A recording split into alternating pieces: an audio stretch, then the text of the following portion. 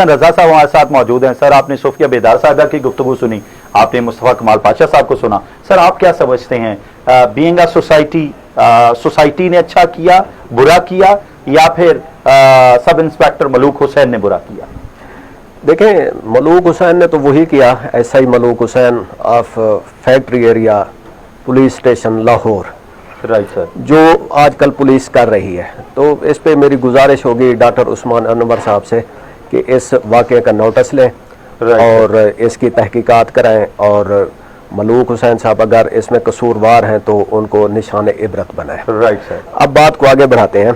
मुस्तफ़ा कमाल पाशा साहब की एक बात से तो मैं डिसएग्री करूंगा कि मॉब लिंचिंग बिल्कुल नहीं होनी चाहिए। ठीक, मॉब जस्टिस यानी कि ये भी अब हमारी सोसाइटी की एक फ्रस्ट्रेशन को जाहिर करता है। एग्जैक्टली। कराची में इन्होंने बिल्कुल सही मिसाल दी, हो रहा है। पंजाब के कुछ एरियाज में ब्लास्फेमी का कोई इशू हो तो उस पर भी ये चीज़ें हो जाती हैं। ठीक, लेकिन ओवरऑल देखा जाए तो आजकल जो पुलिस है उसका क्रैकडाउन चल रहा है सिर्फ एक सियासी जमात पे।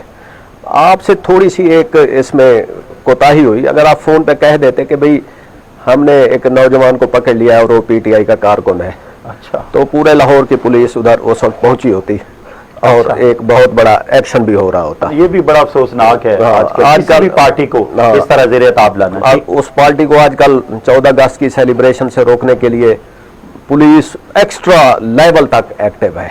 ठीक, तो पुलिस की जब तरजीहात चेंज हो जाए, मुझे याद है यही उस्मान अनवर साहब को जब थोड़े अरसे के लिए, लेकिन सर वो पुलिस ही तो है जिसकी वजह से अवाम आराम से सोती है।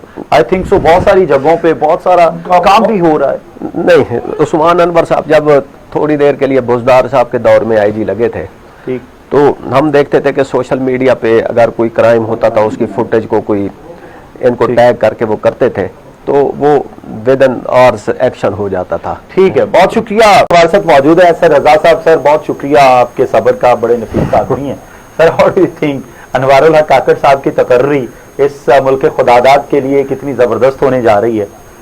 देखें, मैं पाशा साहब की तरह ज्यादा खुशफहमी में जाके उनको अभी मुबारकबाद भी नहीं दूंगा। अच्छा, नहीं, मैंने खुशफहमी ना कोई होम्योपैथिक बात रवायतन दी है, उसको कुछ भी होने वाला नहीं है, मैंने तो बता दिया।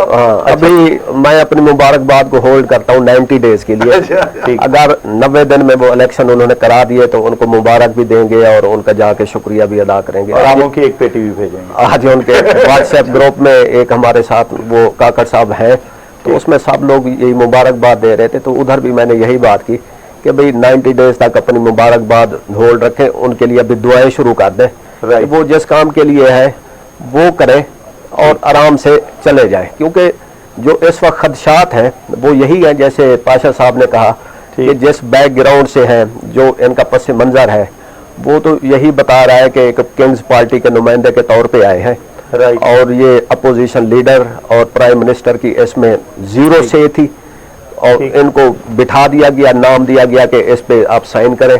बेहतर, वो समरी भेजी गई ईवान सदर को और वहां से ये आ गए हैं। बेहतर हो गया सर। और उसमें जहां तक आप संजरानी साहब की बात कर रहे हैं, संजरानी साहब उन्हीं के ही लोग हैं, उन्हीं के नुमाइंदे हैं। ठीक, और यही सेटअप आगे आप पैटर्न देखेंगे, सिंध में भी यही होगा, बलूचिस्तान में भी यही होगा। ठीक, अभी वो जरदारी साहब की बात हो रही थी कि जी उन्होंने सिर्फ एक पार्टी थी जिन्होंने नाम जाहिर किए कि जी हम कह रहे हैं तसद्दुक जिलानी और जलील अब्बास जिलानी, इन दो को हमने नाम इनके पेश किए हैं। ठीक, तो उधर मेरी टेक ये है कि जरदारी साहब को ये भी नहीं पता कि सिंध में कौन आएगा, जहाँ पे उनका अपना मिनिस्टर अपनी हुकूमत है कि वो कौन से नाम देंगे। तो जहाँ पर होते हैं शहबाज शरीफ साहब ने कहा कि 30 साल से एस्टेब्लिशमेंट की आंख का तारा हूँ और मुझे इस बात पर फखर है। क्या कहना चाहिए? इसको जरा कंटेक्स्ट में देखना चाहिए। वो कह रहे हैं कि उन्होंने सैटेरिकल वे में कहा है, वो अपने भाई की आंख के तारे हैं। वो जो कहते हैं अगर एस्टेब्लिशमेंट एक तरफ और एक तरफ नवाज शरीफ हो, तो शहबाज शरीफ साहब की जो चॉइस होगी वो नवाज शरीफ साहब होगी, और ये उन्होंने डेमोन्स्ट्रेट भी किया 2018